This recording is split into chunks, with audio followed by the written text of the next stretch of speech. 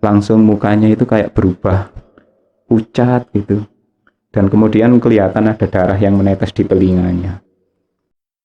Selamat berjumpa lagi kawan-kawan, para pemburu kisah. Malam ini bertemu kembali kita dalam My Story Zone. Jangan lupa siapkan headset, siapkan kopi. Tapi kalau ke belakang jangan pernah pergi sendiri. Oke, nantikan cerita kami.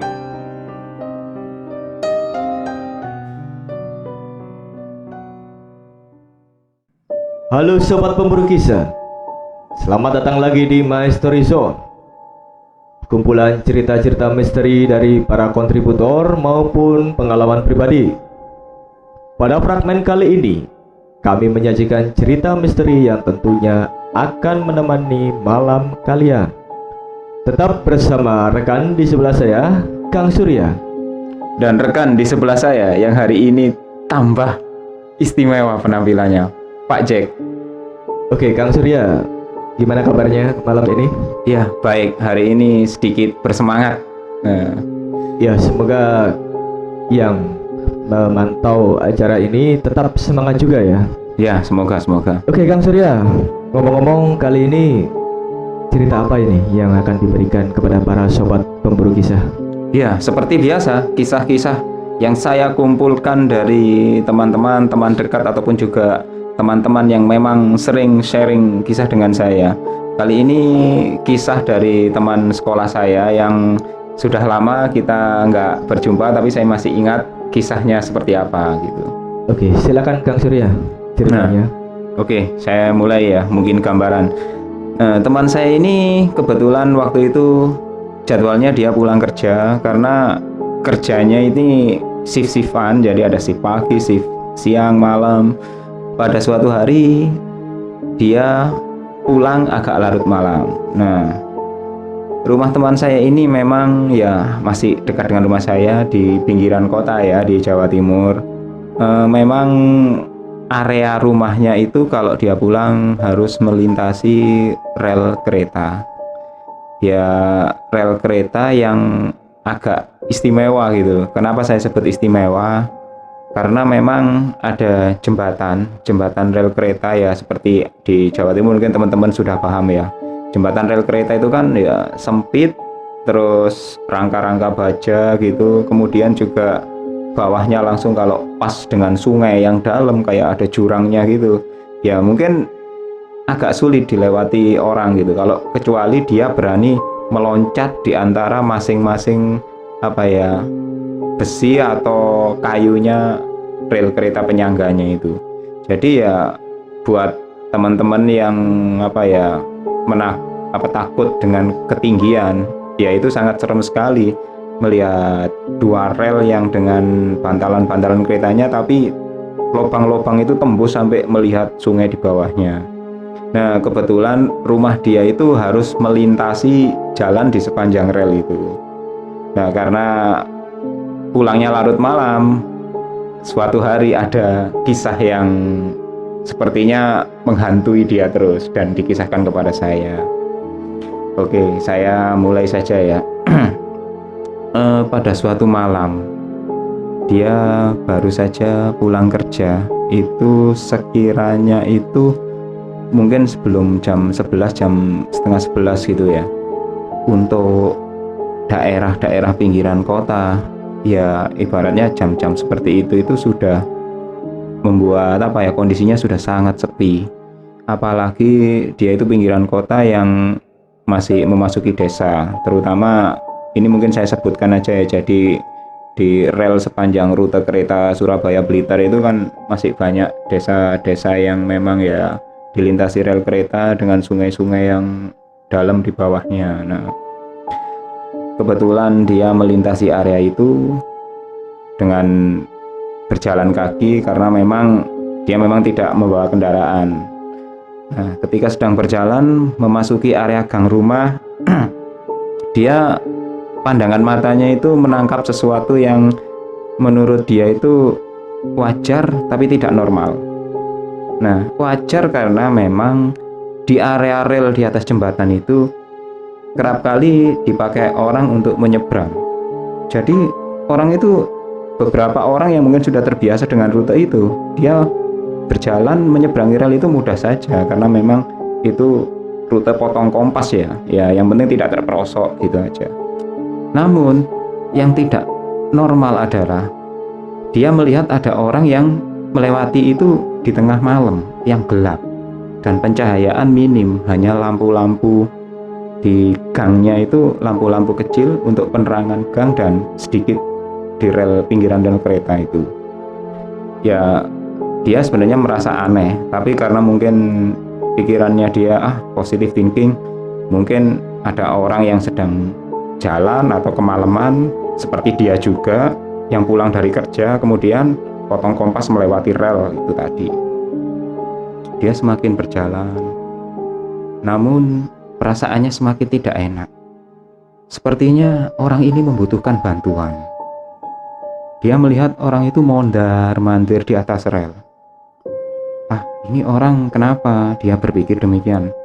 Kok dari tadi mondar-mandir, habis jalan ke arah timur ke barat, timur ke barat. Padahal di area situ kalau orang nyebrang ya nyebrang. Kekhawatiran dia adalah orang itu berniat bunuh diri. Dan memang sudah sering kejadian beberapa kali di area itu memang ya ada kecelakaan atau mungkin ada yang sengaja meloncat ke sungai dan lain sebagainya. Akhirnya karena dia merasa tidak nyaman dengan kondisi yang tidak normal itu, maka dia pun memberanikan diri tidak langsung pulang ke rumahnya, tapi coba mendekati ke tempat jembatan rel kereta itu tadi. Kondisi sudah malam dan sudah semakin larut, dia memberanikan diri. Ternyata sepertinya orang itu adalah perempuan. Ya, dia mungkin sama-sama seperti dia, dari pakaiannya seperti baru pulang dari kerja, memakai jaket dan lain sebagainya. Dengan dia selalu menunduk, dilihat ini ada mbak-mbak atau mungkin ibu-ibu, dia kurang jelas. Kok sepertinya mondar-mandir. Ternyata seperti mencari sesuatu. Akhirnya karena kondisi sudah sepi dan dia juga merasa mungkin saya perlu membantu. Dia pun mendekati dan kemudian bertanya. Ternyata orang itu menoleh dan memang usia mereka masih sebaya. Ya, sebagai mungkin naluri cowok ya, ibaratnya ada yang bisa saya bantu gitu. Karena khawatir juga dia, ini mbak-mbak ini niatnya apa sih kok malam-malam di atas rel kok mondar-mandir.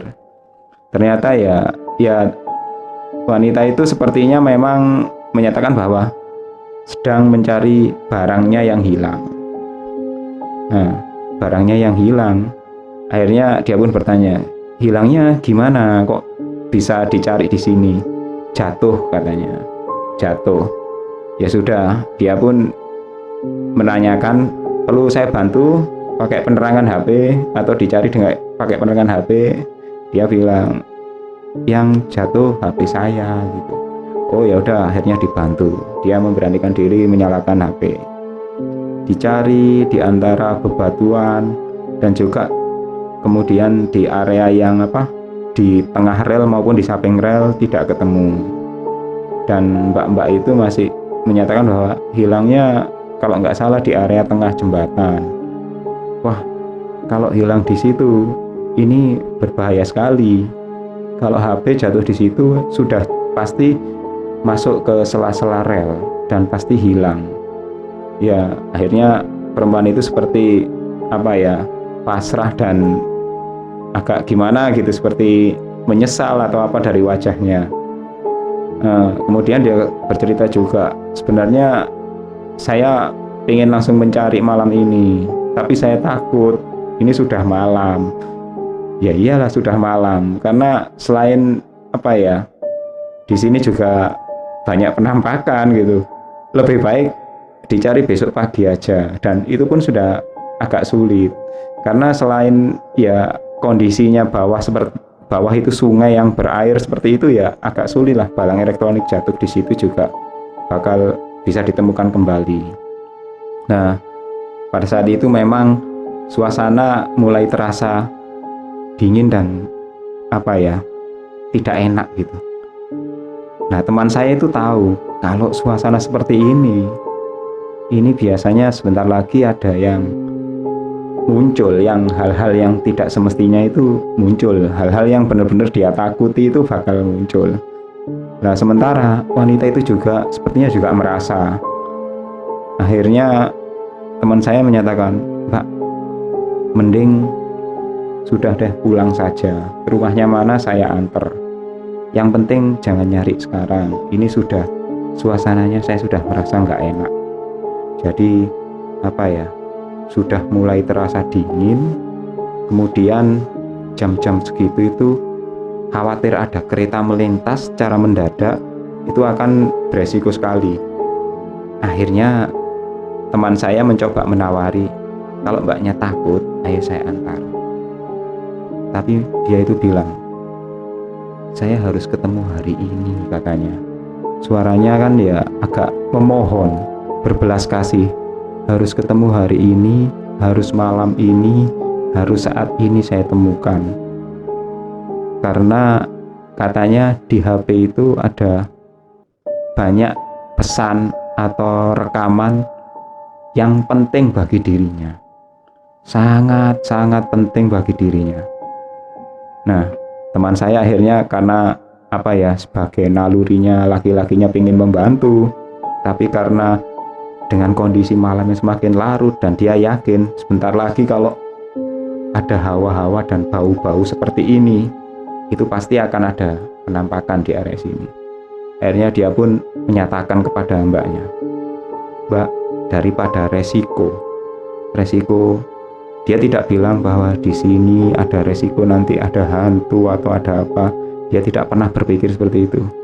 Resikonya yang ingin dia sampaikan ke perempuan itu adalah, Mbak, kalau kita mencari sekarang di atas jembatan ini, kalau ada kereta lewat, resikonya di kita bakal kecelakaan atau apa gitu."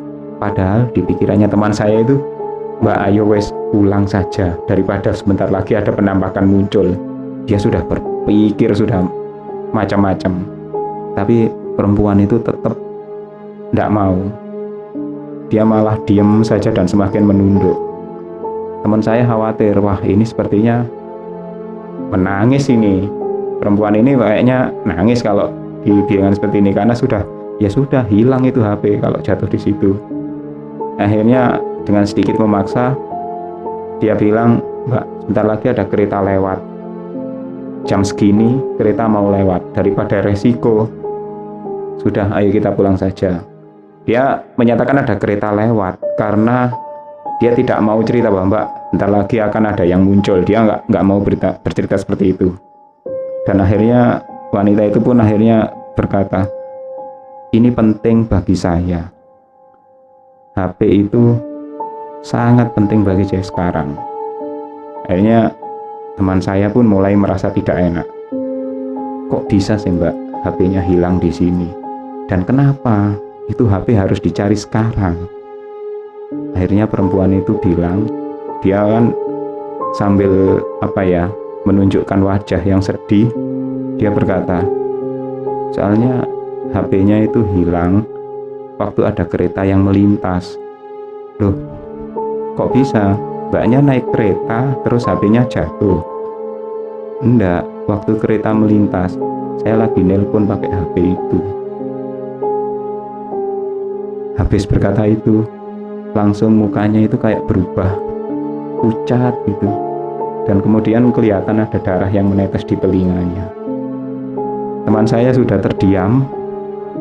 Dia cuma bisa mengucap doa sebisanya.